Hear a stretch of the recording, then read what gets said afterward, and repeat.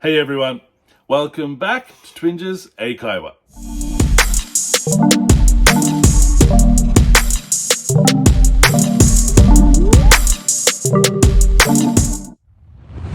皆さんこんにちは、Twinges 英会話です。Welcome back。で、今日のワンポイントレッスンは Phrasal Verb、句動詞。で、今日の Phrasal Verb は to try out。To try out means to test something. 何かを試してみる。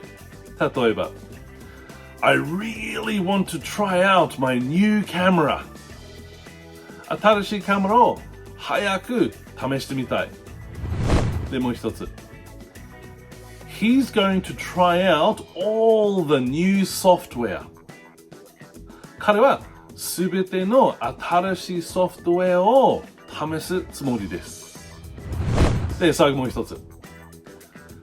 Visit the local music store and try out some instruments. 地元の楽器店に行って楽器を試してみてください。はい、皆さん、もう一回。To try out, to test something. 何かを試してみる。はい、皆さん、勉強しましたか？はい、よかった。それで、質問ならば、提案ならば、みんな下、コメントお願いします。